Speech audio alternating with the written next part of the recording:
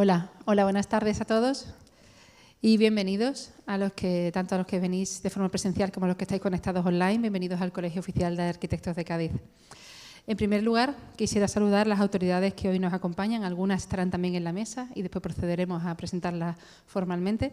Pero quiero saludar especialmente a Maite González García Negroto, segunda teniente de alcalde del Ayuntamiento de Cádiz y delegada de Cultura, y al delegado territorial de Educación, don José Ángel Aparicio Hormigo, en representación también de Tania Barcelona, delegada territorial de Cultura. Muchas gracias a los dos por asistir.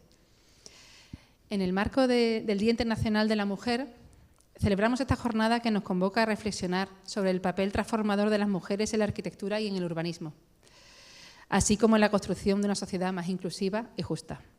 Esta tarde vamos a proyectar la película, el documental Ellas en la ciudad, dirigido por la arquitecta Reyes Gallego, que hoy nos acompaña.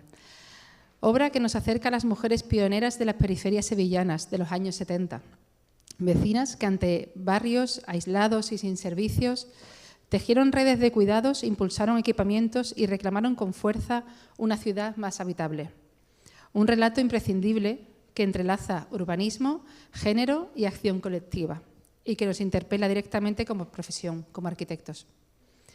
A continuación, tras la proyección, tendrá lugar un conversatorio bajo el título Ellas en la arquitectura, con 4 arquitectas destacadas, con profesiones destacadas en sus trayectorias en diferentes ámbitos, y que nos darán sus puntos de vista de estos diferentes ángulos. Ellas son Reyes Gallego, doctora arquitecta, urbanista y directora de cine; Sol Cruz Guzmán, arquitecta y diputada nacional; Isabel Suraña, arquitecta, presidenta del CACOA, colegiada y exdecana de esta casa; y Mara Herrera, arquitecta fundadora de Urban Asymmetry y también colegiada de Cádiz.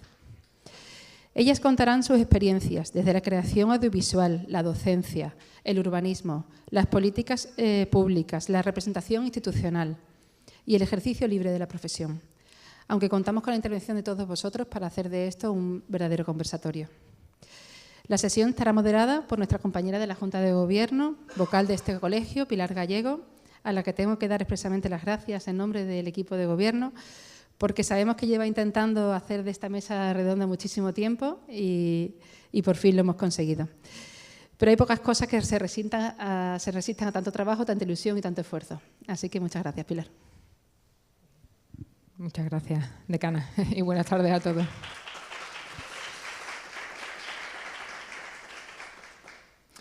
Bueno, pues buenas tardes. Empezaremos con la proyección de Ellas en la ciudad, como ha dicho Paula, y quería haceros una pequeña sinopsis del film para que entremos a verlo ya sabiendo algo más de él. Ellas en la ciudad es un film documental dirigido por la arquitecta y urbanista Reyes Gallego que retrata la vida de la generación de esas mujeres que fueron pioneras en habitar los grandes barrios periféricos construidos en los años 70, en concreto en Sevilla. A través de las experiencias cotidianas de varias vecinas de 3 barriadas, la película muestra cómo estas mujeres, muchas procedentes del campo o de casas de vecinos muy humildes, se encontraron con unos entornos aislados de interminables bloques de hormigón carentes de equipamientos y servicios básicos. Frente a esa ciudad hostil, son ellas quienes sostienen la vida de los barrios, organizan redes de cuidados, impulsan guarderías, cursos de alfabetización y luchas vecinales para reclamar sanidad, educación, transporte y espacios públicos dignos. El relato entrelaza género, cuidados, urbanismo, educación y movilización política, poniendo en primer plano cómo la acción colectiva de estas mujeres transforma física y socialmente unos barrios que la planificación oficial había concebido solo desde la lógica productiva. Sus testimonios se presentan como una pieza imprescindible para comprender desde una perspectiva de género el patrimonio cultural reciente y la profunda transformación de las ciudades españolas en los últimos 50 años. El documental, además, incorpora una banda sonora vinculada a la cultura urbana actual de esas periferias, subrayando el diálogo entre las pioneras que lucharon por hacer habitables esos barrios y las generaciones jóvenes que hoy habitan la ciudad en ellas, que ellas ayudaron a construir. Así que, sin más, pues apagamos luces y acción.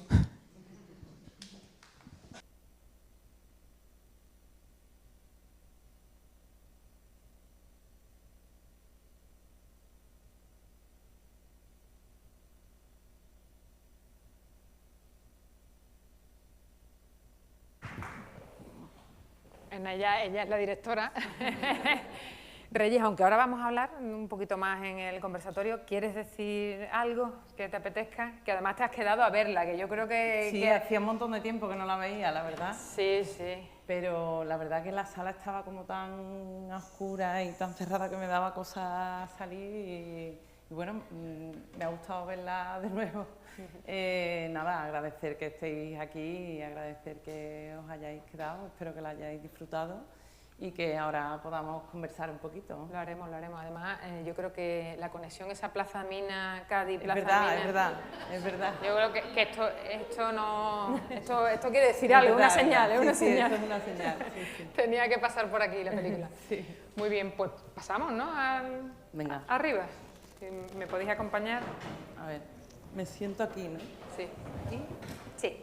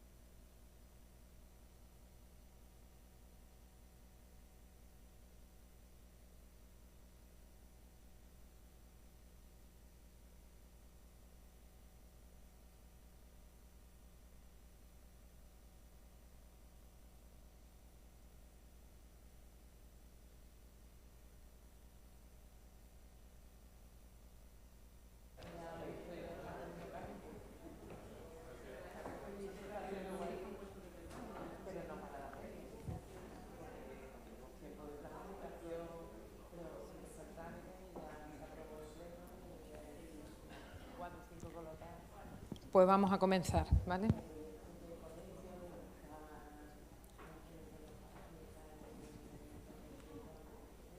Sí. Pues vamos a ver, en primer lugar, comenzamos el conversatorio, ¿vale? En primer lugar, me gustaría dar la enhorabuena a Reyes por este extraordinario documental que, como era de esperar, le está dando muchísimas satisfacciones. Está siendo reconocido con nominaciones y premios. Sin ir más lejos, en los últimos días ha ganado el premio Carmen de la Academia del Cine de Andalucía, el mejor largometraje documental, el premio Clara Campoamor en el ámbito de cultura y audiovisual, y había sido distinguido ya por el Ministerio de Cultura como contenido especialmente recomendado para el fomento de la igualdad de género. En el marco del Día Internacional de la Mujer, y parafraseando este documental, planteamos aquí un conversatorio en torno a la idea Ellas en la arquitectura. 4 invitadas con destacadas trayectorias profesionales compartirán su particular visión con nosotros. Pretende ser este un espacio de diálogo desde un enfoque, queremos que sea positivo y constructivo, porque tal y como estamos viendo en este estrado, tenemos a 4 arquitectas polifacéticas, todoterreno, que han alcanzado posiciones realmente relevantes en distintos ámbitos de la profesión. Ellas constituyen referentes y, sobre todo, inspiración para las más jóvenes. Ellas que, sin embargo, tuvieron, yo creo que escasas referencias en profesoras de la escuela o escasos iconos femeninos que lideraran estudios nacionales o internacionales. Poder se puede. Y ellas, Reyes, Sol, Isabel y Mar, están aquí esta tarde para demostrarlo. Ojalá este mensaje y esta imagen tan potente de este escenario, que habla por sí solo, resulte revulsivo, motor de impulso. Porque está claro que hay que seguir trabajando, que aún queda mucho por hacer.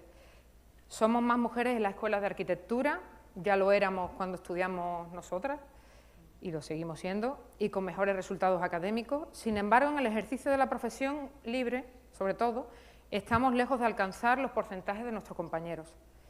Y esto no deja de ser una anomalía. Se pierde talento, se pierden recursos de primer orden, falta de visión desde la perspectiva de género en detrimento de una sociedad justa e inclusiva.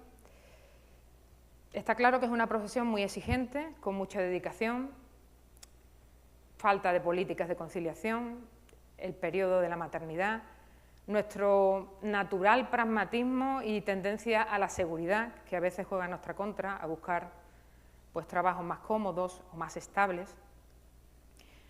La mentalidad, la educación, roles asumidos. Hay que avanzar y quizás esta tarde pongamos algo de luz sobre el camino. Empecemos por hacer la presentación de nuestras 4 invitadas. Reyes Gallego es doctora por la Escuela Técnica Superior de Sevilla, doctora arquitecta por la Escuela Técnica Superior de Sevilla, máster en Protección, Gestión y Ordenación del Paisaje y el Territorio por la UNIA, máster en Ciudad y Arquitectura Sostenible por la ETSA de Sevilla, Premio Andalucía de Urbanismo 2016 y Premio COAS 2021. Ha trabajado en la redacción del PGU de Sevilla y ha colaborado en la redacción de varios planes generales de municipios de Andalucía. También trabajó como urbanista y paisajista en empresas como Factoría y EDEA. Directora del proyecto La Ciudad Viva y coordinadora de sus contenidos y actividades en la Ciudad Viva, también en redes.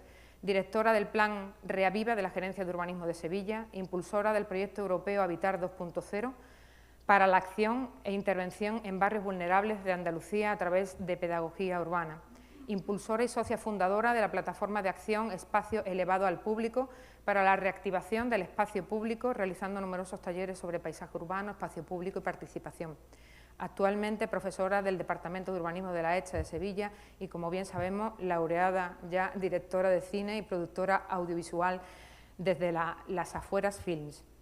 Gracias por estar aquí con nosotros esta tarde, Reyes. Sol Cruz Guzmán, arquitecta por la ETSA de Sevilla también. En sus inicios ejerció como profesional libre con estudio propio de arquitectura.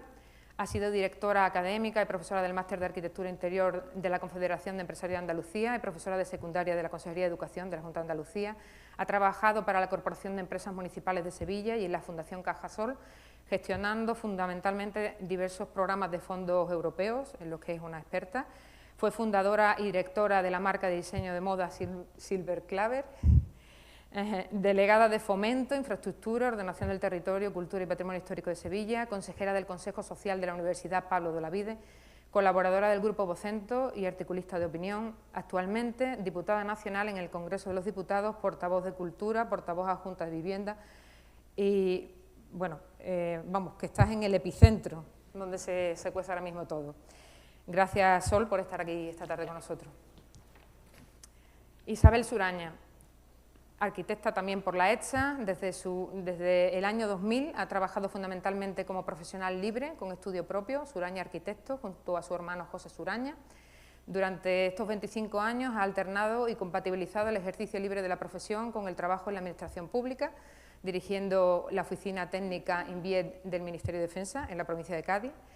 Su recorrido por los órganos colegiales comienza como tesorera del Colegio de Arquitectos de 2012 a 2016. Tras esto fue asambleísta también del CACOA entre 2016 y 2020, siendo elegida decana del Colegio Oficial de Arquitectos de Cádiz en el año 2019, la primera mujer decana de este colegio, durante 2 legislaturas consecutivas y finalizando su mandato en 2023. Los encargos de su estudio, Suraña Arquitectos, son mayoritariamente privados, con proyectos en todo el ámbito nacional y también proyectos internacionales en Francia, Marruecos o Cabo Verde, en la actualidad ejecutados gracias a contar con un gran equipo formado principalmente por arquitectos, además de aparejadores, interioristas y administrativos.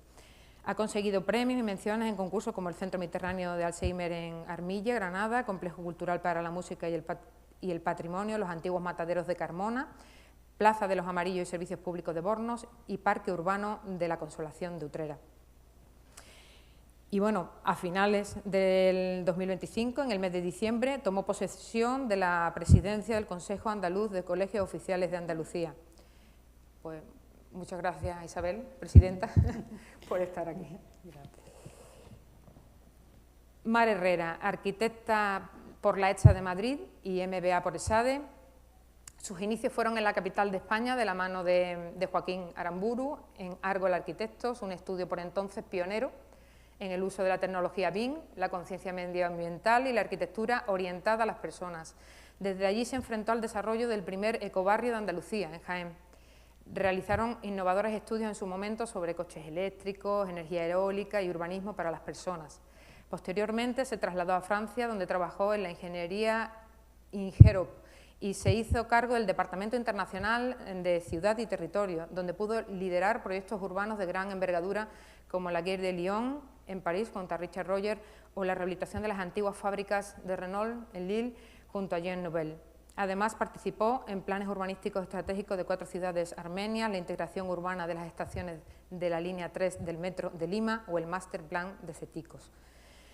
En 2017 funda Asymmetry junto a su hermano Alfonso Herrera, desarrollando proyectos ligados a la ciudad, incluyendo movilidad, patrimonio y paisaje en ciudades como Dakar, Tel Aviv, Jerusalén o Abidjan.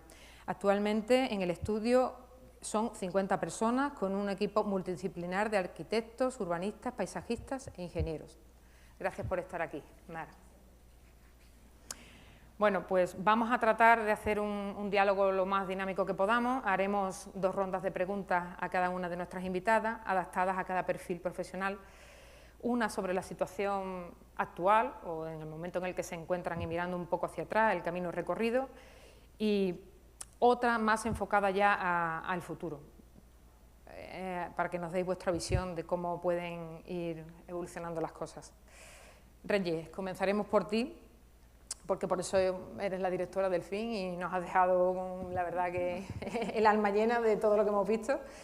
Y en este sentido es pertinente preguntarte si encuentro tu papelito. Ah, pues ese será.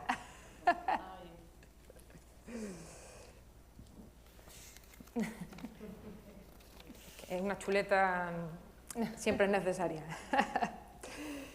A ver, arquitecta, urbanista, paisajista, investigadora, profesora de la Escuela de Arquitectura de Sevilla.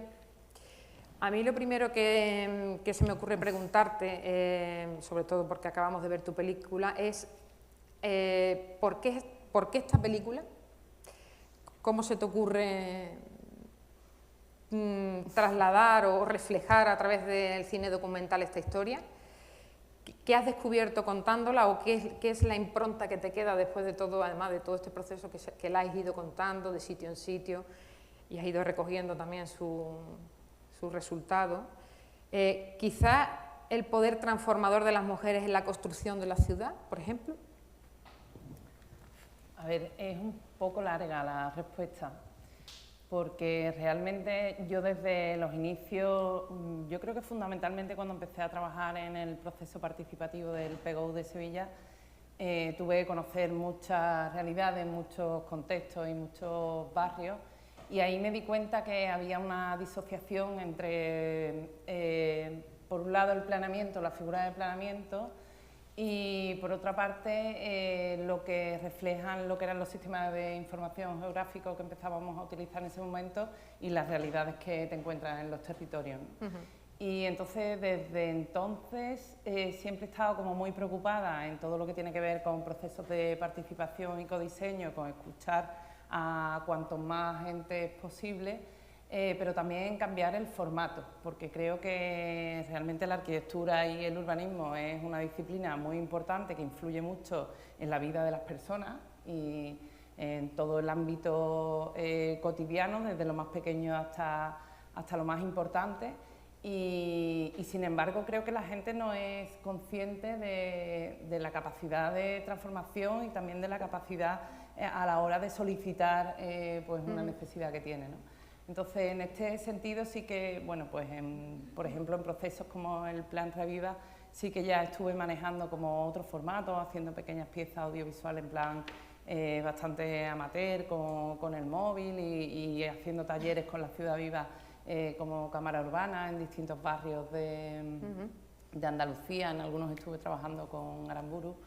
Y bueno, entonces en todos estos procesos de participación siempre me ha llevado, pues bueno, siempre he estado impulsada por esas dos cosas, ¿no? Por de qué manera la arquitecta o urbanista tiene a su disposición herramientas o canales para que realmente esta transmisión de información se lleve a cabo.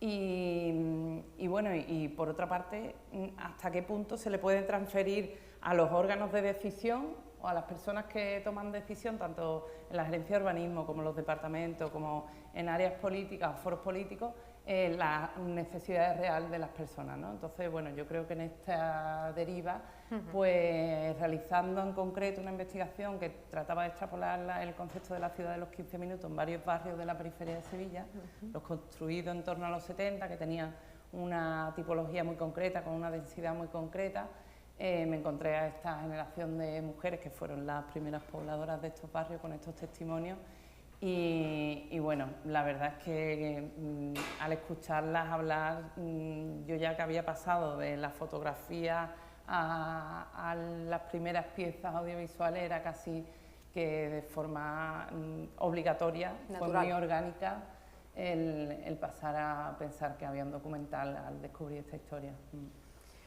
Muy bien. Estas mujeres de los 70 hicieron suyos aquellos barrios pensados exclusivamente como dormitorios, productivos casi. Podría decirse que aquellas planificaciones urbanísticas eran ciudades del olvido, casi. Hechas para una minoría porque olvidaban a niños, a mayores, a mujeres, a enfermos, a discapacitados. ¿Qué lección urbanística y arquitectónica crees que nos deja aquella experiencia para diseñar hoy ciudades más inclusivas? ¿Y tú crees que si las mujeres del documental diseñaran hoy nuevos barrios, por dónde empezarían? ¿Qué cambiarían? Bueno, a ver, a mí lo que más me llamó la atención es que todas ellas me contaban en diferentes barrios la misma historia, ¿no? Y que después, además, cuando fui buscando, vi que no era solamente en Sevilla, sino en todas las ciudades construidas en aquel momento. La diferencia es entender un barrio como una cantidad, miles de viviendas y unas carreteras que las circundan para llegar a la fábrica, ¿no? Que fue como fueron concebidas, o realmente como barrios, ¿no? Que es lo que ellas después construyeron. Yo quiero pensar que en un futuro no sea un urbanismo con perspectiva de género, quiero pensar que en un futuro toda la persona que planifica pues se ha bajado del coche, ha caminado, ha llevado un carrito, ha tendido la ropa, ha ido a comprar al mercado, ¿no? Entonces yo creo que es la experiencia la que a ellas, una lo dice, ¿no? Muy claramente, nosotras éramos las que veíamos las necesidades porque ellos estaban todo el día en la fábrica, entonces, y por eso éramos nosotras las que lo pedíamos, ¿no? Y las que teníamos ese tiempo para reunir firmas, para cortar carreteras, para ir a delegación, ellos estaban en la fábrica. Y de hecho una de las cosas que no la cuentan con rencor, ¿no? Sino que en ese momento bueno, había como esos dos roles. Y entonces para mí lo ideal sería que no fuese una ciudad diseñada ni por mujeres, ni por hombres, sino que todo el mundo, que al final es de lo que habla el urbanismo con perspectiva de género, toda persona con capacidad de decisión o de diseño pues ponga el eje de la vida en la planificación, ¿no? de la ciudad. Y en ese sentido pues tenga en cuenta que necesita un niño, que necesita una persona mayor, que necesita una persona que va con un carrito, bueno, y en definitiva es poner la vida y la salud en el centro de la planificación, ¿no? Así es, bueno, pues sin olvidarnos de ellas en la ciudad, pero pasando a ellas en la arquitectura. Y ya te pregunto a ti la primera, ¿qué ha supuesto ser mujer arquitecta en tu ejercicio profesional como urbanista y paisajista, como directora de cine ahora también, hasta llegar a este punto en el que te encuentras como directora? Que estás diciendo, has dicho arriba que estás en una fase mixta. ¿Qué hándicap has encontrado o qué oportunidades, ventajas, si las hubiera? Seguro que las hay. Bueno, a ver, yo me considero muy afortunada por haber podido estudiar esta carrera que bueno, que abre como tantas posibilidades, ¿no? De hecho, antes comentábamos en rodaje, por ejemplo, en el momento de la planificación o después en el momento de la postproducción, el equipo, que además era un equipo consolidado y profesional, me decía, ¿pero tú dónde has aprendido esto? Y yo decía, en arquitectura, ¿no? Yo creo que la arquitectura sí que es una de las cosas que nos enseña, de hecho, aquí está, ¿no? Hay como muchas ramificaciones y en ese sentido es, digamos, una carrera que te abre muchas posibilidades y te acerca a todas las herramientas y a no tener miedo, ¿no? A enfrentarte a otras nuevas. Desde mi experiencia personal, yo que siempre he sido una profesional autónoma, sí que vi dificultades en el momento de la maternidad, porque además, bueno, yo vi madre de forma muy seguida y eso como autónoma, pues la profesión no lo tiene resuelto. Y bueno, pues sí que no he tirado la toalla, pero he pasado por situaciones un poco complicadas, ¿no? Que no tendría por qué haber sido así. Y bueno, y ahora pues también tomo conciencia, sobre todo también desde la maternidad y desde la experiencia de este trabajo de investigación y de rodaje, pues que ha habido desde ese urbanismo desarrollista, digamos, desde ese urbanismo con un solo perfil, ¿no? De hombre mediana edad que va en coche al trabajo, pues de alguna manera las ciudades se han planificado desde esa única perspectiva, y el intentar como paisajista, como urbanista desde esta perspectiva de género, intentar en esos espacios de decisión donde todavía realmente no se ha superado el techo de cristal, porque muchos dependen pues de políticos, por eso que tengamos políticas urbanistas es súper necesario, o bueno, con clientes o empresarios, ¿no? Sigue siendo complicado. Pero bueno, estamos ahí, yo creo que abriendo esa fisura en un momento bastante interesante, donde además yo creo que Europa y todos los índices bueno, climáticos, energéticos, están dando la razón a que ese urbanismo pues finalmente acaba como abarcando todo, ¿no? El urbanismo que pone pues eso, la salud y las personas en el centro, ¿no? Así que bueno, creo que a pesar de las dificultades estamos en un momento muy interesante. Eso es verdad, sí, sí. Sol, en tu caso eres arquitecta, centrada ya desde hace algunos años en el ejercicio de la política y ahora desde el Parlamento Nacional, algo que a priori puede parecer que no está inmediatamente relacionado con nuestra profesión, pero sin embargo debería ser todo lo contrario, porque detrás de las políticas públicas, vivienda, educación, sanidad, infraestructura, siempre hay arquitectura. Hay espacios diseñados por arquitectos y arquitectas, o sea, que es de primer orden. ¿Qué te impulsó a dar el salto a ti a la representación política? Una arquitecta en el Congreso de los Diputados, no debe haber muchas, creo yo, no lo sé, nos lo contarás ahora. ¿Qué dificultades o también sorpresas buenas a veces has encontrado en este camino, que es menos habitual en nuestra profesión, pero que, como decimos, es tan necesario para trasladar nuestra visión y hacer efectivos los cambios? Sí, bueno, antes que nada, muchas gracias a la decana, Paula, y a Pilar por la invitación, y al resto del cartel, que la verdad es que el nivel es muy alto, muy alto. Pues bueno, yo creo que una vez que uno es capaz de descifrar el círculo de Moore o de estudiarte el libro de Física 1 de Hervás, uno es capaz de todo, ¿no? Y efectivamente, yo siempre digo que el Congreso de los Diputados y los políticos, lo digo un poco para defendernos, somos el espejo de la sociedad, y que en el arco parlamentario hay casi de todo, pero es verdad que hay pocos políticos y pocos técnicos. Ahora mismo somos 4 arquitectos, un arquitecto del Partido Socialista y 3 del Partido Popular, pero hemos llegado a estar 2 diputadas del PP, Ana Zurita y yo, durante mucho tiempo sola, y efectivamente pues hay que desarrollar políticas y sobre todo tomar decisiones muy importantes, que tener la capacidad y la formación que nos da la escuela pues sirve mucho. Yo estaba viendo la película de Marta, que me ha encantado, y veía cómo muchas mujeres subían las escaleras. Tenemos 1 millón de personas españoles encerrados en sus casas porque no tienen ascensores. Con las ayudas de los Next Generation, fue una propuesta nuestra a que se incluyera el hecho de la accesibilidad y de los ascensores, que estaba desde Europa, que hay muchas menos personas atrapadas.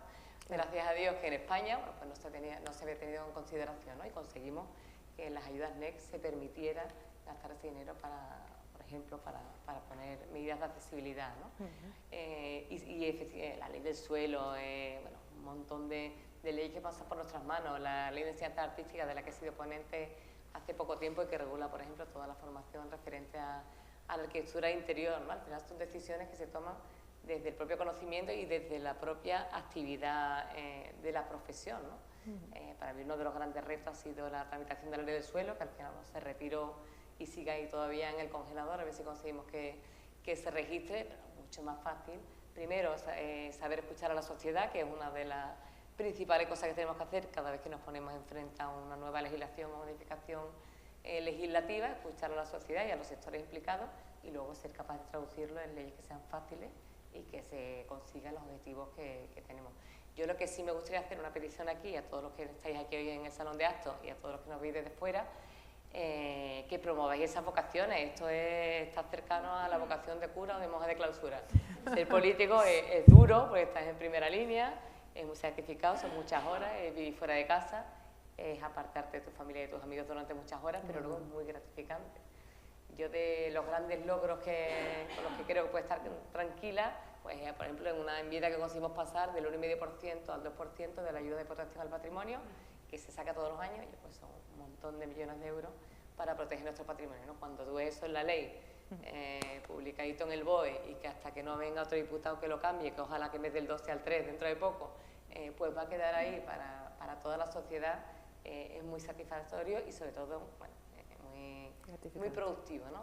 Y efectivamente necesitamos más ejemplos. Tú lo decías antes, yo no había caído, pero yo no recuerdo haber estudiado ninguna mujer arquitecta en historia. Si estaba aquí pensando y estaba hablando tú, me estás diciendo memoria 2 o 3 de contemporáneas, pero muy pocas. Muy Bueno, poco pues en referente.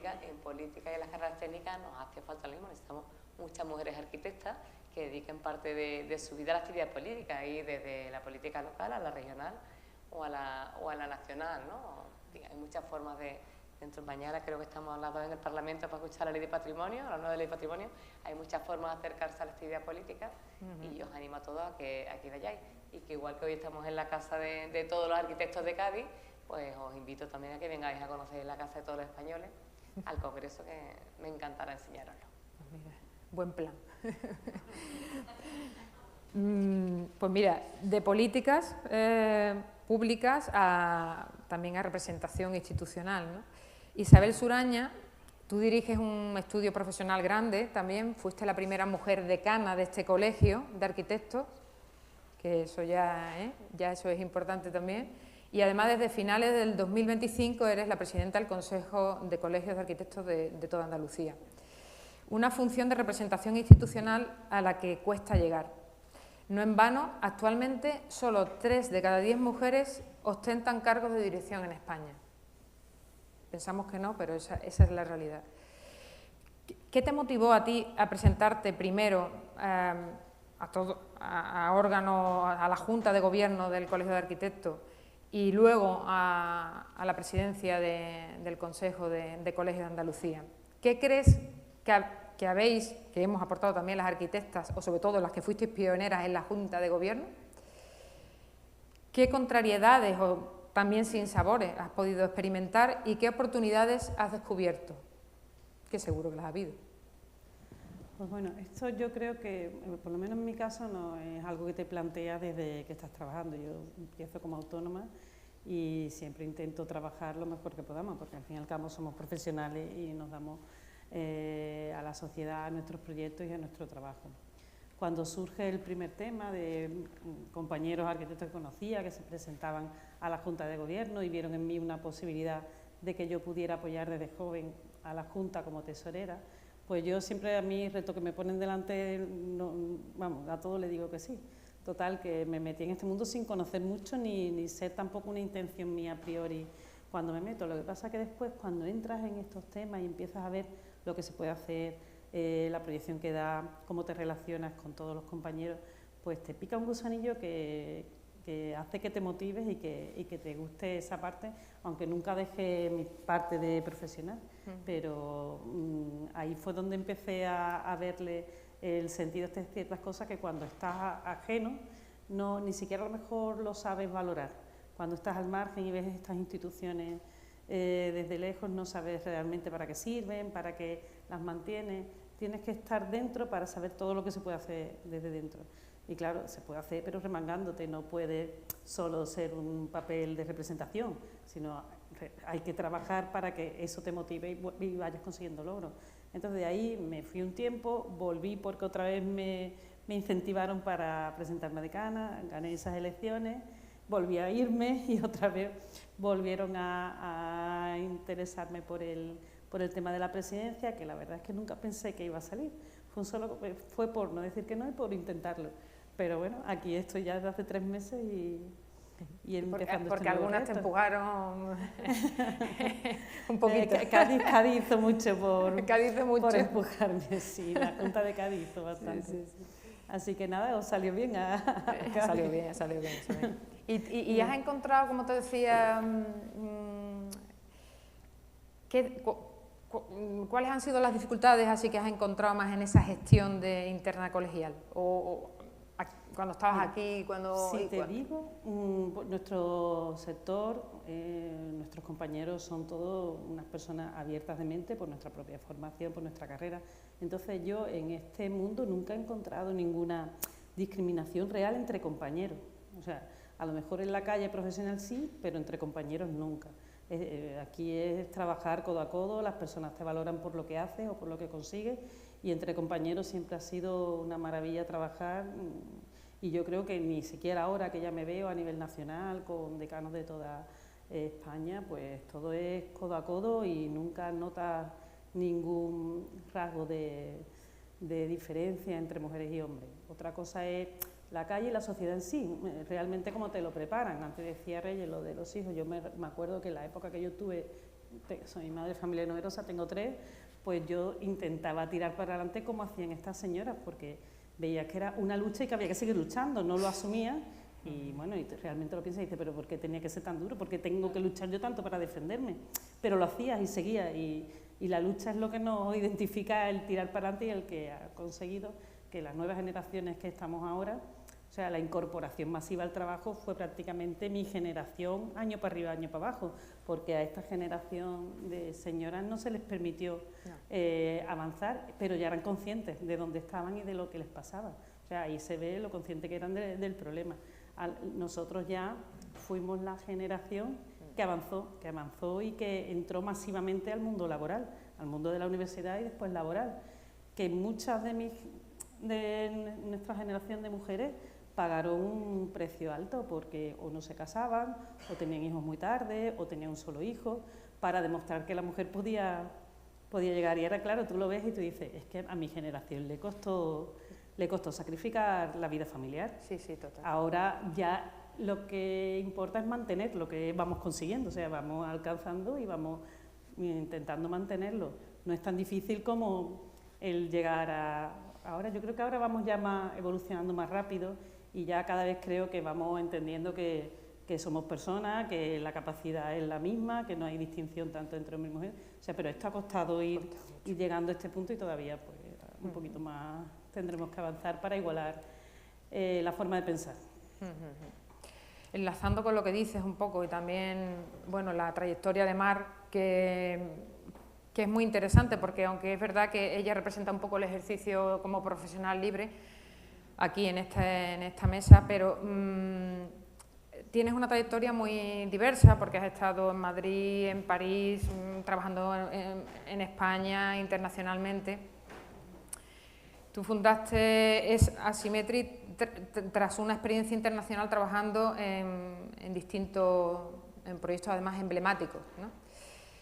Yo quería preguntarte que la práctica profesional para las arquitectas en países como Francia, por ejemplo, difiere mucho de la que tenemos aquí. ¿Cómo te impactó esa o no? ¿Qué buenas prácticas internacionales se podrían importar? Pues yo creo que podemos exportar e importar. De hecho, sí que difiere la práctica en Francia, por ejemplo, de lo que difiere de la práctica en España. No sé si ahora mismo, ¿no? A lo mejor nosotros estudiamos yo un poquito más mayor, ¿no? En los planes antiguos y demás, pero nosotros tenemos una formación muy técnica en España. Esa formación muy técnica difiere un poquito de la formación más puramente artística que hay en otros países, ¿no? No en todos. Yo sé que en países como Turquía, en Lituania, en Hungría sí que existe también esa formación más técnica, incluso en algunas universidades de Italia, pero por ejemplo en Francia, que la clásica es la de Beaux-Arts, ¿no? l'École de Beaux-Arts, es de Bellas Artes, ¿no? Entonces es una práctica muy artística, muy creativa, que también yo creo que la tenemos en España, pero algo menos vinculada a la técnica, ¿no? Incluso en el ejercicio profesional. Entonces sí que difiere, yo creo que ahí es donde tenemos mucho valor añadido los arquitectos españoles, cuando hemos salido incluso fuera, hemos demostrado que teníamos una formación muy completa. Y eso creo que es una exportación de alguna manera muy positiva, ¿no? de esa formación. En cuanto a práctica profesional, proyectos y demás, yo creo que la forma de trabajar, por ejemplo, que he tenido en otros países, quizás ha sido un poquito más ordenada que la que practicamos en España, ¿no? He intentado traerme un poquito esa organización y ese orden, que a veces cuesta, a la empresa, a los equipos, mucho más a nivel de management y de gestión, diría. Sí que he querido absorber esa parte, ¿no? Internacional en cuanto a la práctica. En cuanto a lo que son realmente acciones de cómo enfocamos la arquitectura, de las problemáticas y demás, yo creo que no difiere tanto, sin embargo. O sea, antes veíamos en la película de Reyes, que por cierto me ha encantado, y había una imagen, creo que cada uno nos hemos quedado con algo, ¿no? Yo me he quedado quizás con muchas cosas, pero había una de las señoras cruzando varias veces, ¿no? La carretera, los coches se paraban, ¿no? Ante ella. Ya iba cruzando y parecía que el mundo, ¿no? se paraba por un momento y ella cruzaba por en medio de donde le diese la gana, obviamente porque no había un paso de peatones ni eso había tenido ninguna planificación posible. Yo creo que depende de dónde te vayas en el mundo, encuentras eso en muchísimos sitios. Uno de los proyectos que hablabas tú ahí, por ejemplo, que a mí me ha marcado mucho, es el proyecto que hicimos en Armenia para hacer un desarrollo estratégico de 4 ciudades armenias, ¿no? Excepto Yerevan, había 4 ciudades secundarias y teníamos que proponer para la Banca Asiática de Desarrollo unos proyectos de cómo veíamos la ciudad en el futuro, o sea, cómo nos imaginábamos esas ciudades. Entonces yo llegué con muchísima ambición, ¿no? Diciendo, bueno, pues voy a ver si unos nuevos modos de transporte, hablar de movilidad peatonal, de la ciudad de los 15 minutos, cómo abordan ellos sus calles, jerarquización de calles, zonas peatonales, ajardinadas, la naturaleza, la ciudad viva, ¿no? Todos esos conceptos, ciudad 24 horas. Y luego me encontré pues, que habían tenido un terremoto hacía pocos años, que estaban las ciudades llenas de escombros y que lo primero que había que hacer era limpiar. O sea, primer punto era limpiar la ciudad. El segundo punto era el saneamiento. O sea, viajábamos de muy lejos a la imagen que yo me había creado, que era ese plan estratégico, ¿no? que te decía la Banca Asiática de Desarrollo que tenías que desarrollar. Entonces, creo que importamos y exportamos. Y en cuanto a, me refiero a políticas también de conciliación, de cómo has trabajado en España respecto a otros países, esa forma de... o sea, ¿están más avanzados en cuanto a, entiendo, políticas de conciliación sí, hombre, en profesiones que requieren mucha dedicación, me refiero? Hombre, yo creo que depende de los países, ¿no? Yo creo que sabemos todos que los países nórdicos esto lo tienen muy asumido, las bajas de 2 años, igual entre hombres y mujeres, o sea, están mucho más desarrollados en ese ámbito y quizás, bueno, pues los que trabajan en política eso lo saben. En otros países como Francia, sin embargo, que es por lo que me preguntas, creo, estamos nosotros más avanzados en ese sentido. Las bajas aquí de hombres y mujeres son iguales. Por lo tanto, cuando contratas en las empresas, pues no estás mirando si una mujer, que algunas nos han hecho la pregunta alguna vez, ¿no? Oye, pero tú no te quedas embarazada, que te acabo de contratar, ¿no? Ya esa pregunta no se hace hoy en día en España, no se atrevería nadie y además da lo mismo porque la baja es igual para hombres que mujeres, ¿no? Entonces, en ese sentido yo creo que sí que se ha avanzado mucho. Luego a nivel personal, pues yo creo que es difícil porque al final las mujeres nos encontramos con una dicotomía de que queremos hacerlo todo. O sea, queremos desarrollarnos profesionalmente, queremos hacer proyectos interesantísimos, tenemos ese entusiasmo, ¿no? Esa ganas de solucionar todo, que yo creo que es característico en la mujer, y luego queremos tener una vida personal y una familia y el deseo de ser madre y muchas otras cosas, y combinar las dos cosas pues no es sencillo y no sé si por muchas ayudas, o sea, no sé dónde, no sé cuáles serían las políticas que nos ayudarían más. O sea, eso me cuesta El caso es que volviste a España también, Sí. ¿no? Y bueno, lideras un estudio propio como arquitecta en la provincia de Cádiz con proyección hacia el exterior. O sea, en ese punto estás ahora. Mirando hacia atrás, aquí en España, ¿te ha sido fácil iniciarte como...? No ha sido fácil. No ha sido fácil. No ha sido fácil porque yo creo que los grandes estudios y los grandes proyectos suelen estar en las grandes ciudades, ¿no? Es donde está, además también hay mucho más recursos, más fácil las contrataciones, mucho más acceso a administraciones, a muchas otras cosas, ¿no? Entonces, desde un sitio pequeño, que es donde nosotros tenemos el estudio, es difícil tener esa proyección internacional. Ha sido un reto en toda regla. Con mucho trabajo de todo el equipo, con mucho encontrar las personas adecuadas, personas que hablaran idiomas, que estuvieran acostumbradas a trabajar en entornos complejos. Al final, cuando trabajas en un proyecto internacional, tienes que tener una capacidad de adaptabilidad que es muy grande, porque las culturas son diferentes, el idioma nadie habla en su idioma materno muchas veces, ¿no? En proyectos que suelen ser fuera. Entonces, la comunicación es clave. El entendimiento de la problemática es clave. A lo mejor Reyes estaba haciendo entrevistas, ¿no? y estaba hablando y estaba pudiendo captar la esencia de lo que le estaban diciendo. Cuando tú estás en otro idioma, tienes que ser muy bilingüe y tener un buen control de todo para poder entender cuáles son las necesidades y cómo puedes tú aportar tu grano de arena. Entonces no es fácil, pero bueno, día a día lo intentamos. Claro que sí. Volvemos a ti, Reyes, porque como dije antes, son perfiles muy polifacéticos y ella, como he dicho también en su currículum, es profesora en la Escuela de Arquitectura de Sevilla. Yo quería preguntarte qué frentes de trabajo tenemos por delante en las aulas, ¿no? Porque más mujeres referentes, profesoras, profesionales, apostar por la enseñanza de una arquitectura inclusiva, un urbanismo sin olvido, como decíamos antes. Tú estás palpando ahora la realidad de la escuela. Bueno, yo he empezado por incorporar a los contenidos más referencias, no solamente de arquitectas y de urbanistas, sino de proyectos, de tipos de proyectos o de visiones que integren también pues otras disciplinas, ¿no? Ya hay muchísimos trabajos, me imagino que desde tu estudio lo haréis, que incorporan a planes urbanísticos con ecólogos, con ingenieros, con antropólogos. Entonces ese tipo de referencias y de contenidos que faltaban al menos en el departamento de urbanismo, pues me parecen como muy interesantes para eso, para imaginar otro futuro posible, ¿no? Para las ciudades. Y por otra parte había una cuestión que me preocupaba mucho, y es que la mayoría de alumnas y de alumnos seguían proyectando nuevas áreas como las que estamos viendo, ¿no? Que a veces se siguen desarrollando en las ciudades, ¿no? Sin ninguna relación con el territorio, con problemas, sigue habiendo problemas de accesibilidad, con una banalización total del paisaje, ¿no?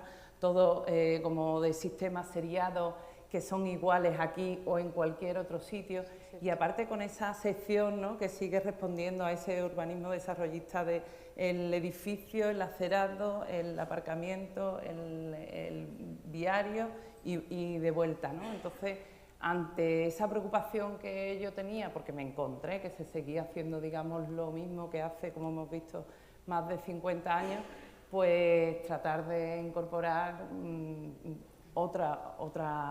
pues eso, con otras herramientas o con otros formatos o con otros ejemplos, que lo hay y mucho, otra forma de afrontar la disciplina, ¿no?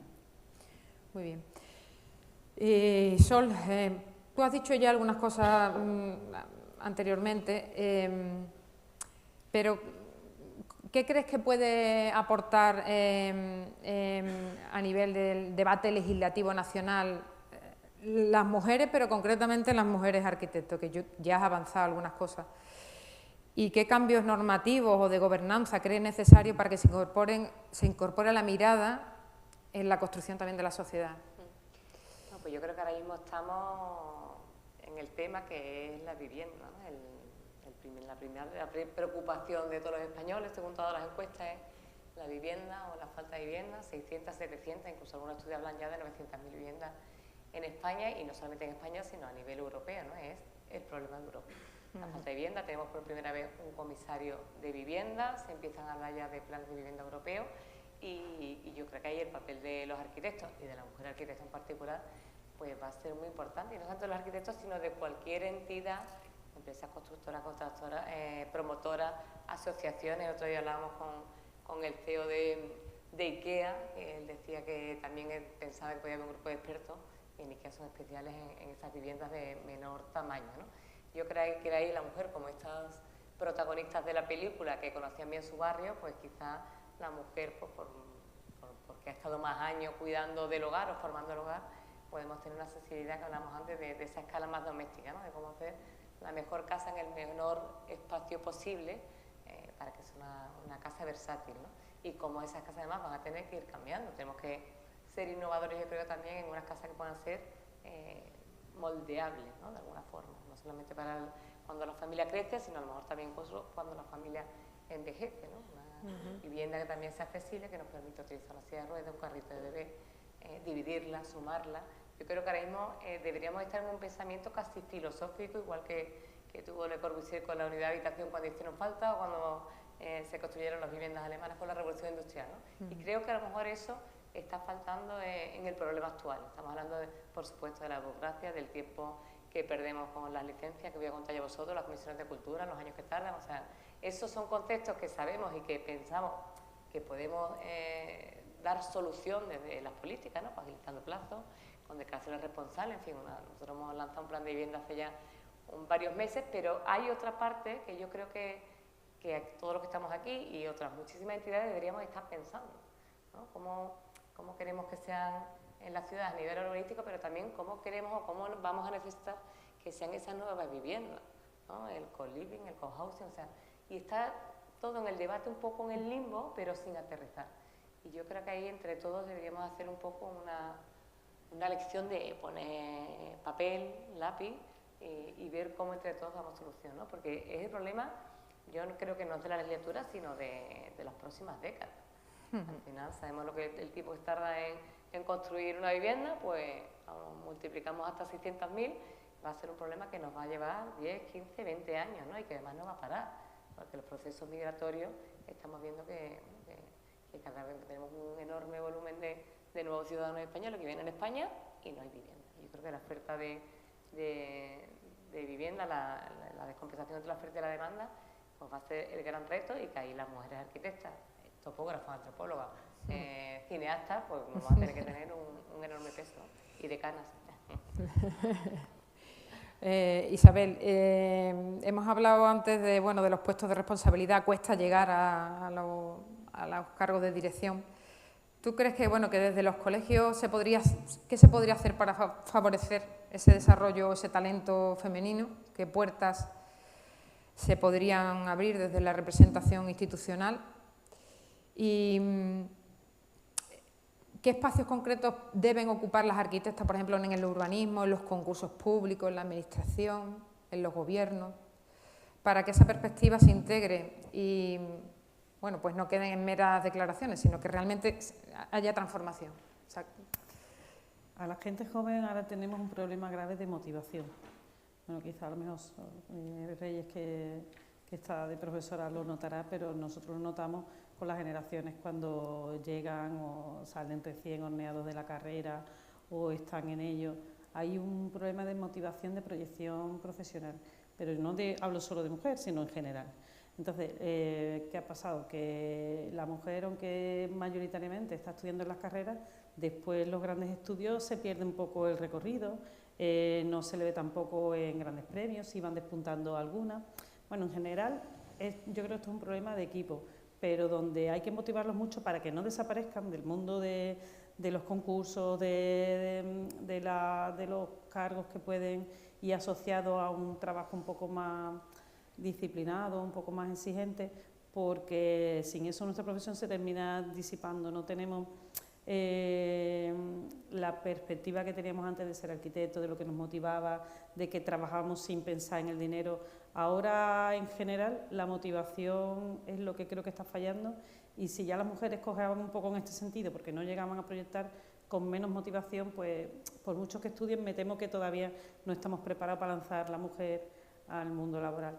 Desde los colegios, ¿qué podemos hacer? Desde los colegios, de las instituciones, yo creo que tenemos que recoger a los jóvenes, enseñarles dónde se puede llegar, enseñarles los perfiles profesionales donde pueden estar, enseñarles que todo es posible, que nada es fácil, todo el mundo, sea la profesión que sea, tiene que lucharlo, pero sí es verdad que a los jóvenes, que es el futuro, hay que reeducarlos en que tienen que ser rigurosos, con mucha técnica, y que sientan que la profesión nuestra, que es vocacional, tienen que proyectarla de la mejor forma que sepan.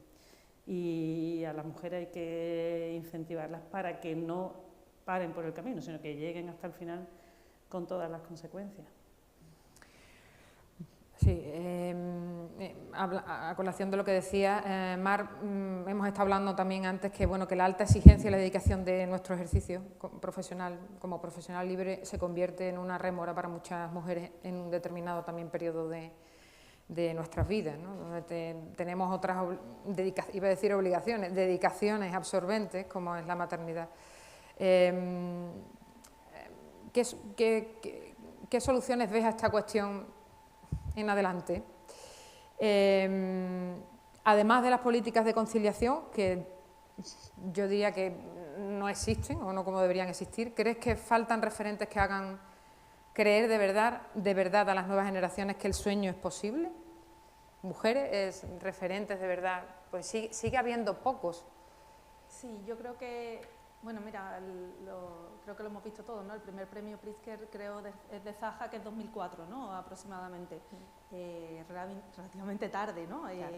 Ha podido ser un referente para nosotros, y yo creo que para las nuevas generaciones lo es. Yo creo que a la gente le tenemos que dar acompañamiento, motivación, como decías tu carrera profesional, y decirle que no hay pegas. O sea, la gente te van a poner 1000 pegas, ¿no? Por el camino te van a decir 1000 veces que tú tienes que compaginarlo con tu vida personal, que tú tienes hijos, que tienes que dedicarte a ellos, que si no tienes esa conciencia. Y yo creo que tenemos nosotros, las personas como Reyes, como Sol, como Isabel, como vosotras, que al final ser ejemplo, ¿no? para todos, para decir que se puede, que se puede alcanzar un sueño, que se puede conseguir, y que yo creo que nosotros desde la empresa, por ejemplo en el caso de la empresa privada, pues todos esos perfiles de mujeres que vemos que llegan motivadas y que despuntan, ¿no? y que sabemos que tienen un futuro, que podamos acompañarlas y motivarlas para hacerlo y que no se caigan en el camino.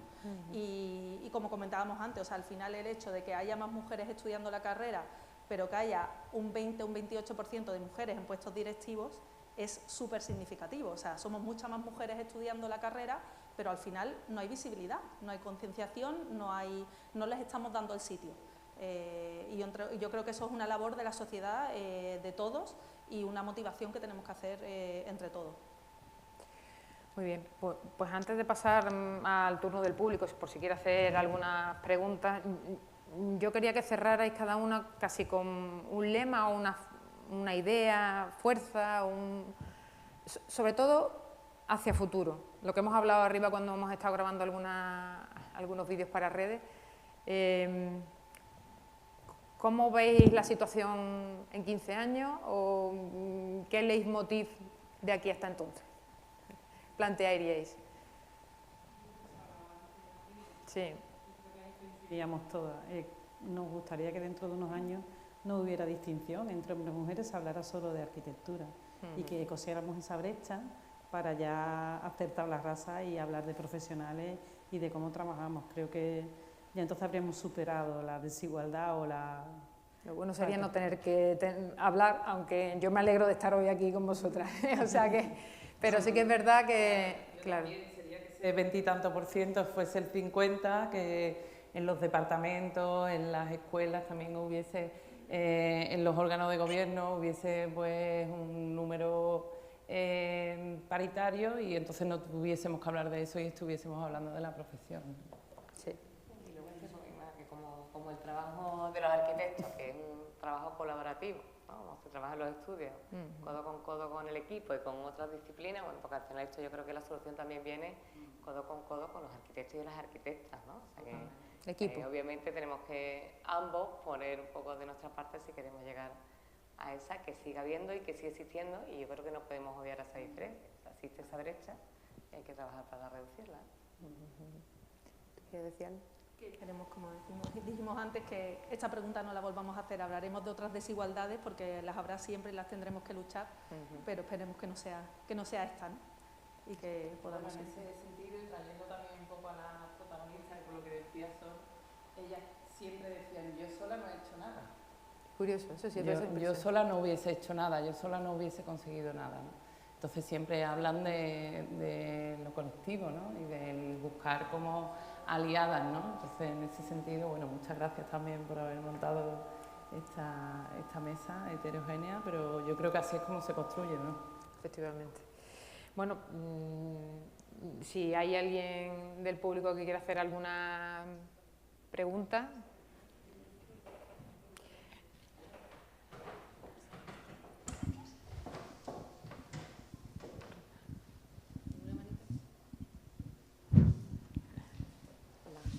Bueno, como arquitecta de otra generación, porque me colegié en el 78, quería, bueno, primero felicitar a Mar porque me ha encantado, vamos, el documental me ha movido, Diego Reyes, perdona, me ha movido muchas experiencias, ¿no? Entonces sí que me gustaría hablar algo positivo, decir algo positivo, que vamos en buen camino, porque yo, aunque trabajé una parte de mi vida profesional como arquitecta por libre, luego ya he estado en la administración, sí decir que ahí se ha empezado, con fondos europeos se empezó, por ejemplo, yo llevaba la oficina técnica de la Delegación de Fomento y Vivienda, ¿no?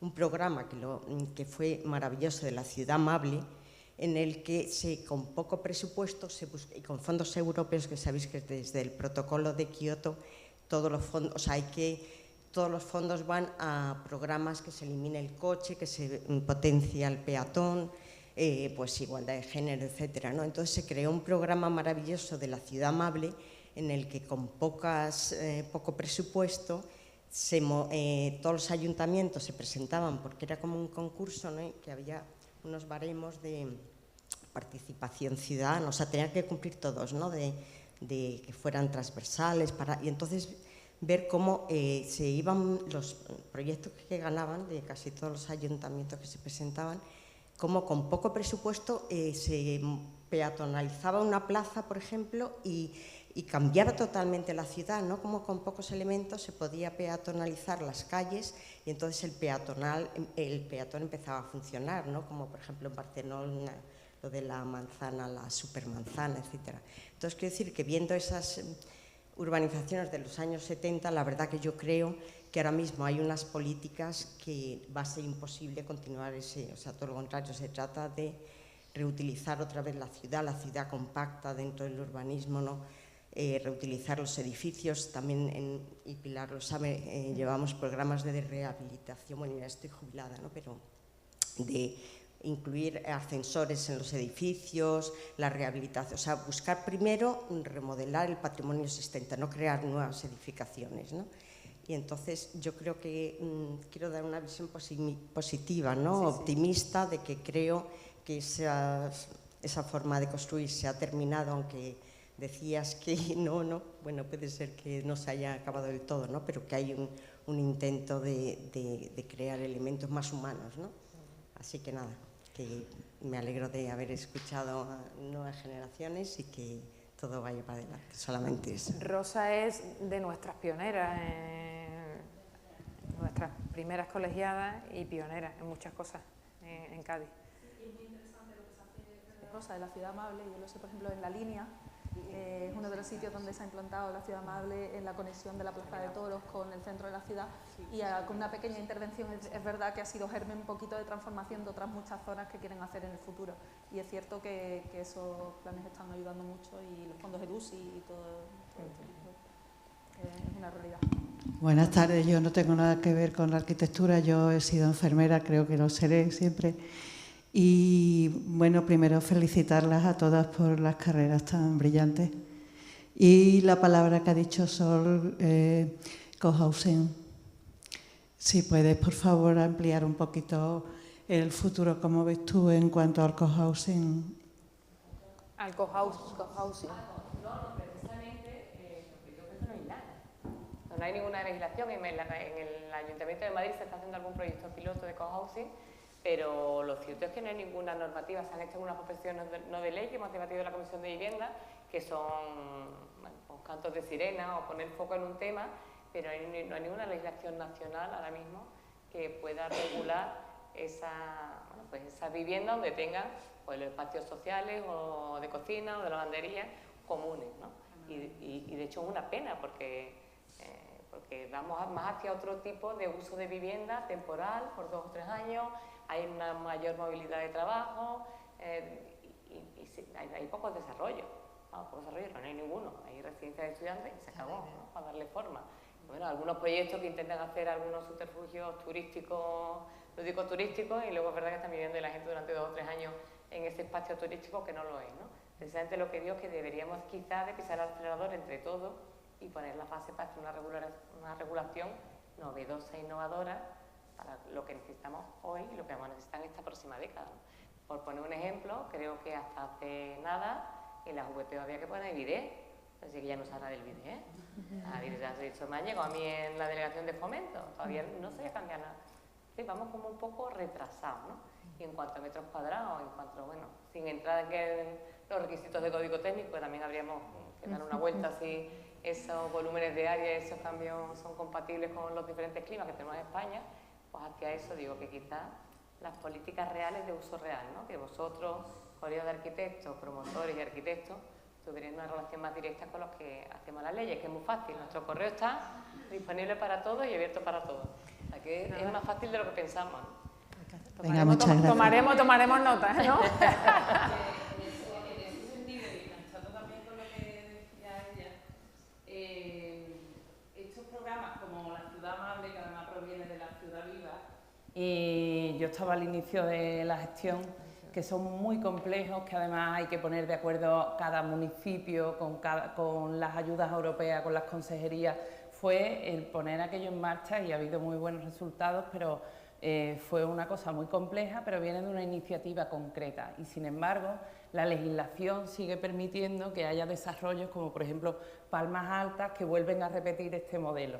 Entonces, por un lado, todos esos programas bienvenidos sean, pero que en la legislación exista esa otra perspectiva, que están incluyéndose por estas ayudas europeas o por estos programas internacionales en la propia legislación, donde en la propia normativa controle, pues no sé, la longitud de fachada, la banalización de los espacios, la ausencia de arbolado, la ausencia de equipamientos por metros cuadrados. Entonces, a ese tipo de cosas es a la que me refería, porque si no se controla eso desde la propia legislación, pues se sigue repitiendo el modelo, ¿no?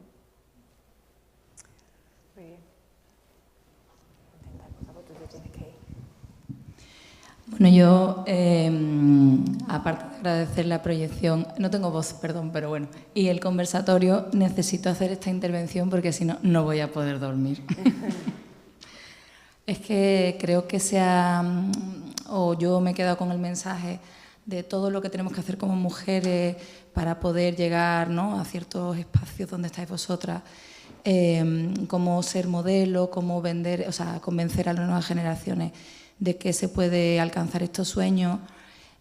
Yo discrepo profundamente. O sea, creo que hacemos mucho más de lo que deberíamos hacer y no creo que el camino sea seguir autoexigiéndonos, seguir esperando más. Si sabemos que podemos, si las mujeres somos muy fuertes y muy capaces, pero seguimos permanentemente sacrificando, renunciando, dañándonos. Y ese no puede seguir siendo el camino. Ahí estáis, ¿no? Ahí hay muchas compañeras de referencia, pero no podemos seguir así. Entonces, toca revisar un poquito los modelos, ¿no? Aparte de las políticas públicas, por supuesto, pero también que los hombres den un pasito atrás. Es que no podemos seguir haciéndolo todo, ¿no?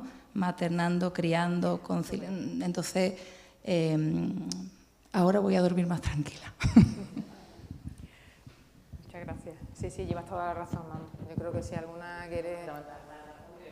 creo que es verdad que sí hemos avanzado. Yo desde que mi hija terminó la carrera hasta que yo tenía su edad, pues yo me preparo unas oposiciones. Cuando me vi en una obra con el niño en el estudio con mi marido, me llama, ¿tiene hambre? Eso ahí como una fontana de Trevi, y yo me quedé viendo el forjado. O sea, yo tuve que cortar, es verdad. Bueno, pero yo no sé si ahora una autónoma puede cortar la...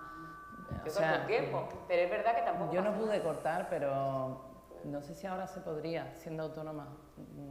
¿Se puede ahora cortar? Y yo creo que, por ejemplo, esas situaciones no tendríamos por qué vivirlas, ¿no?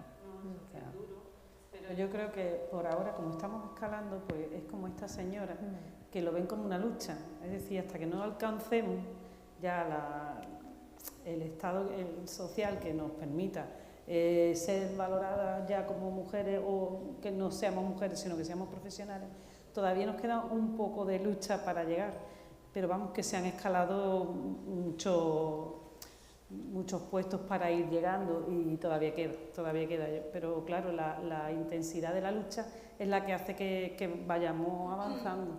Yo me veo reflejada en estas señoras, no se conformaban y luchaban y decían: no me resigno, sé que esto es lo que me toca, pero voy a luchar para cambiarlo. Bueno, pues esa es la evolución realmente de nosotras desde este sector. Y yo quizás cuando hablo de, por ejemplo, en mi caso de motivación, me refiero a esa no renuncia.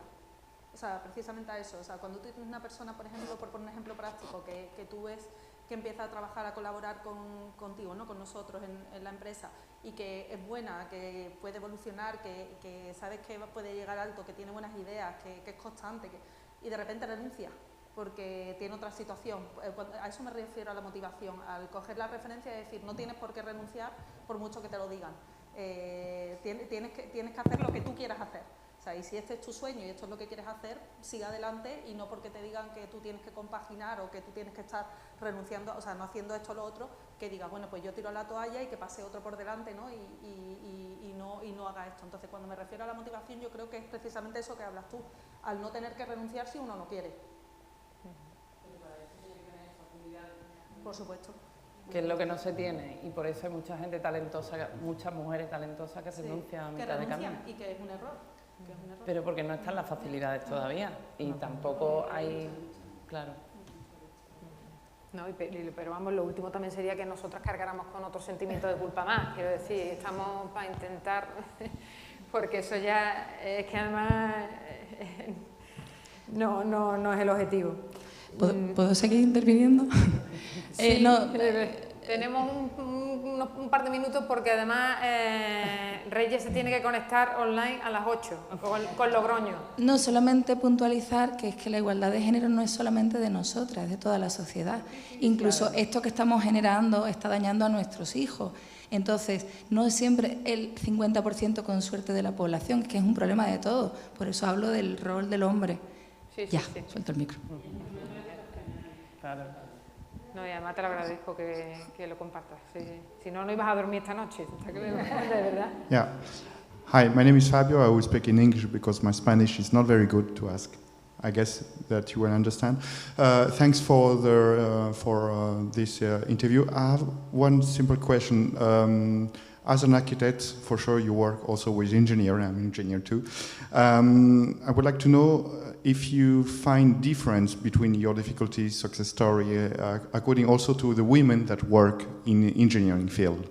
And if they are different, I would be very interesting to know what are those difference between architect and engineer for the women on the success story.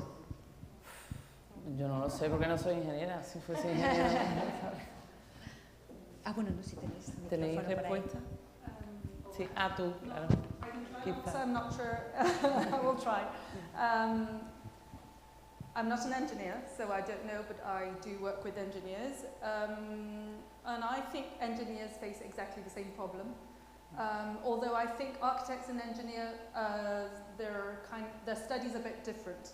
I don't know how to explain this without without seeming complicated, but the truth is that when you study architecture, you have the impression that you need to continue and continue and continue, and you need to improve, and you need to achieve a target, and it's linked to a social thing. You want to solve problems, just as engineers, you want to solve problems too, but I have the impression that we never end the story. We're not so pragmatic. Engineers are very organized, they're clean, they also design, they also do the work, even sometimes like, better than us for sure, but they know how to stop, and we're not taught how to stop. And I think that's the big difference. That's in terms a bit of the studies. Afterwards, I think architects and engineers and women were all working at a high level, and I'm sure the problems are exactly the same, and they will probably find exactly the same issues. But this is personal opinion without being an engineer, so just to answer your question. Muy bien. Pues yo si no hay nadie. ¿Las viviendas eran las que nos has mostrado, eran libres o eran protegidas de protección pues oficial? Ahí hay un tema bastante interesante que después se ha comentado muchísimo a lo largo, sobre todo de los últimos años y a partir también del problema gravísimo de vivienda que hay, y es que eran viviendas públicas con opción a compra. Entonces, ahí hemos perdido la oportunidad de tener un suelo de vivienda pública de millones de viviendas con las que ahora se está especulando, que podrían ser suelo público y hoy no tendríamos ese problema.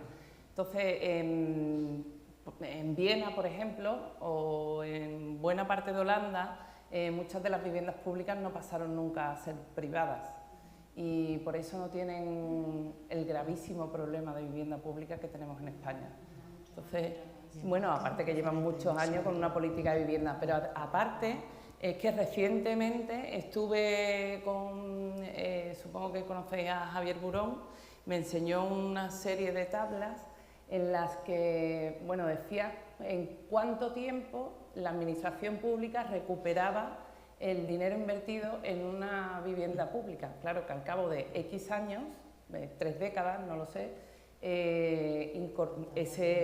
esa vivienda ya no le ha supuesto ningún dinero, porque ese alquiler, aunque sea un alquiler indefinido y bastante bajo, pero hace que te devuelva, y aparte el alquiler me imagino que va subiendo en proporción a la subida claro. Y entonces el caso es que a la administración pública al cabo de los 30 años recupera la inversión para poder seguir invirtiendo en vivienda. Entonces aquí, bueno, pues hemos perdido esa gran oportunidad de tener todo ese parque público que hoy la gran mayoría... Yo discrepo un poquito, porque yo si vemos la vivienda pública destinada al alquiler, que también tenemos grandes promociones, creo que el cariño y la protección y la pelea que tuvieron las mujeres de tu película... Eso es mentalidad, con la propiedad. No sería lo mismo. Para mí eso es mentalidad con la propiedad, que creo que es lo que nos diferencia mucho a los españoles, que por ejemplo a los holandeses, que una vivienda indefinida para toda tu vida, que tú si quieres te vas y si no, no te vas nunca, la entienden como propia y la cuidan. Porque sabes que puedes estar allí el tiempo que quieras o morirte en esa vivienda. Entonces yo creo que es un cambio de mentalidad más que otra cosa. Y en España para proteger eso tenemos Claro. que penalizar. Claro. Para que no, y además tener un plan de mantenimiento de esa vivienda. Claro, entonces yo creo que empezaría por un cambio de mentalidad antes que el provocar esa política de vivienda de alquiler indefinido, para que la gente la considere tan suya como la propia. Porque realmente es de por vida, o sea, que realmente es que realmente es de por vida, y yo creo que es un cambio de mentalidad más que otra cosa. Bueno, y también a lo mejor... Pero vamos, que es súper complejo. Hay debate para otra vez. Es igual que el funcionamiento de la ciudad, o sea, es un cambio de mentalidad total. Y de por vida tampoco debería ser, debería haber rotación, gente joven que venga accediendo a ese tipo de vivienda. Hay mucha política de vivienda que... Pero es que aparte eso tiene que ir acompasado con una política laboral, porque ahora mismo con los trabajos que tenemos tú vas y vienes, entonces no se considera la vivienda indefinida como se consideraba antes, que tú te ibas a un sitio y ahí te quedabas, o sea que es súper complejo. Aparte otro debate. Sí. Otro debate, que ojalá se dé aquí, se dé con vosotras cuatro, que estaríamos encantadas también. Que yo os agradezco mucho que hayáis venido hoy, esta tarde aquí con nosotros. Nos ha costado mucho conseguir cuadrar el círculo porque no había manera, pero bueno, Yo creo que lo hemos disfrutado muchísimo, muchísimo. Estas compañeras, además. Paula, si quieres ya puedes. No quiero quitar mucho tiempo porque sé que te vas corriendo, Reyes, pero dejadme que diga que me siento profundamente orgullosa de ser compañera vuestra de las 5, porque la verdad es que el talento es increíble y la capacidad brutal. Pero también me quedo con una cosa de las que ha dicho Madalena, y la venía pensando desde el principio. Digo, de verdad que debemos dejar de hablar de lucha para que esto sea algo fluido y de lo que disfrutemos. Que no haya que luchar tanto, que esa debe ser como una perspectiva a futuro, ¿no? Que de verdad nos organicemos de forma que no siempre tengamos que estar yendo en contra y en sentido contrario, ¿no? Yo os agradezco a las 4, a Pilar también, a ti, pero sobre todo a vosotros por vuestra agenda, que hayamos podido cuadrar esta mesa y además, como se han quedado temas abiertos en plazo, que repitamos, porque me parece interesantísimo y que volvamos a repetir. Muchísimas gracias a las 5. Muchas gracias. Gracias.